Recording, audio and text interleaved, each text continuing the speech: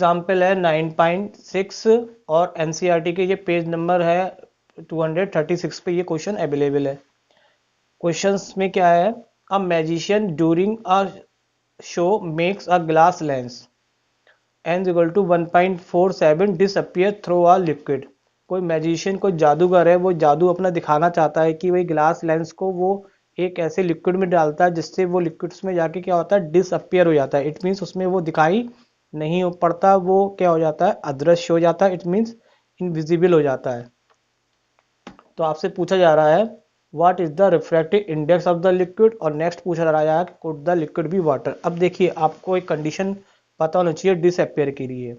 जैसे कि ये आपका एक कंटेनर ले लेते हैं हम, इसमें हमने कोई लिक्विड फॉल कर लिया और इस लिक्विड में हमने कोई भी लेंस रखा, और अगर रखने के बाद ये लेंस हमें इसमें दिखाई नहीं पड़ रहा है तो इसका मतलब इसका इंडेक्स, इसको मैं नाम N1 कह देता हूँ, और लिक्विड जिसमें रखा उसका इंडेक्स ले लेता हूँ N2। तो अगर ये डिसअपियर होगा तो इसका मतलब दोनों के इंडेक्स आपस में क्या होंगे, इक्वल होंगे। तो ये डिसअपियर की कंडीशन होती है।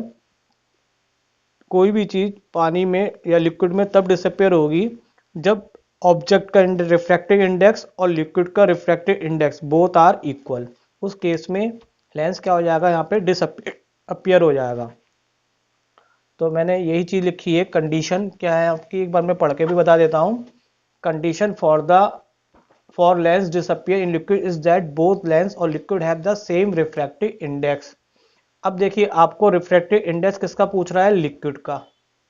तो लिक्विड का रिफ्रैक्टिव इंडेक्स किसके बराबर होगा डिसअपियर के केस में, रिफ्रैक्टिव इंडेक्स ऑफ लेंस। और रिफ्रैक्टिव इंडेक्स आपको लेंस का दे रखा है कितना, 1.47। तो यानी कि यही इतना इंडेक्स किसके लिए हो जाएगा, जो इंडेक्स लेंस के लिए था 1.47, वही इंडेक्स आपका किसके लिए हो जाएगा, लिक्विड के लिए। क्योंकि यहाँ पे आपसे कहा जा रहा है कि लेंस उसमें क्या हो रहा है, डिसअपियर हो रहा है। इट मीन्स हम कहेंगे यहाँ पे कि दोनों के इंडेक्स क्या हो रहा है, इक्वल है। फिर नेक्स्ट पूछा जा रहा है कि could the liquid be water, क्या ये वाटर होगा। तो हम जानते हैं कि वाटर का इंडेक्स होता है 1.33। अगर ये 1.33 वाटर का इंडेक्स होता तो लेंस इसमें डिसअपियर नहीं होता, क्योंकि लेंस का इंडेक्स और वाटर का इंडेक्स दोनों क्या हो जाते हैं, अलग अलग। तो ये जो लिक्विड है वो वाटर नहीं है, बल्कि वो क्या है, ग्लिसरीन है। तो ग्लिसरीन का इंडेक्स लगभग क्या होता है, इतना ही होता है। तो ये ग्लिसरीन हो सकता है।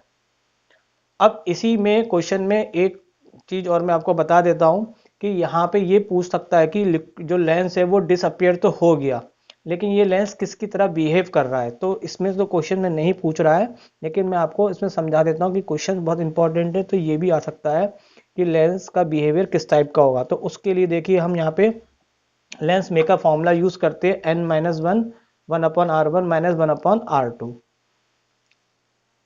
अब देखिए, यहाँ पे इस इंडेक्स को मैं यहाँ पे इस दो मीडियम के रूप में लिख लेता हूँ।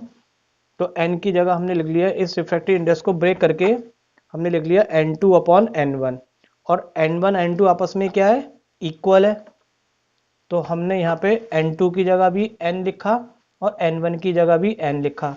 तो इसको करने से यहाँ पे कितना हो जाएगा, 1/f बराबर 1-1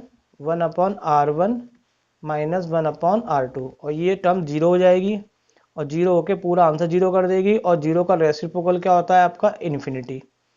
तो यहाँ पे फोकल लेंथ आपकी क्या आ जाएगी, इन्फिनिटी आ जाएगी। मैं इसको करके दे देता हूँ। तो यहाँ पे 1 से 1 क्या हो जाएगा बच्चों, जीरो, और जीरो को उल्टा करेंगे तो f की वैल्यू क्या हो जाएगी, इन्फिनिटी। अगर किसी की लेंथ आपकी क्या होती है, इन्फिनिटी होती है, तो वो हमेशा प्लेन मिरर की तरह ही काम करेगा आपका, यानी प्लेन शीट की तरह लेंस बन जाएगा आपका। तो उसका लेंस का जो बिहेवियर होगा वो कैसा होगा, प्लेन शीट ऑफ ग्लास। क्यों, क्योंकि उसकी फोकल लेंथ क्या आ रही है आपकी, इन्फिनिटी आ रही है। तो यहाँ पे ये क्वेश्चंस पूछा जा सकता है कि लेंस किस तरह से बिहेव करेगा। तो लेंस का बिहेवियर यहाँ पे क्या हो जाएगा, प्लेन शीट ऑफ ग्लास होगा। तो यहाँ पे ये थोड़ा सा एक्स्ट्रा पार्ट मैंने इस क्वेश्चन से कराया है, जो कि ऊपर नहीं पूछा गया था एनसीईआरटी में, लेकिन ये बोर्ड के पर्पज से इम्पोर्टेंट है।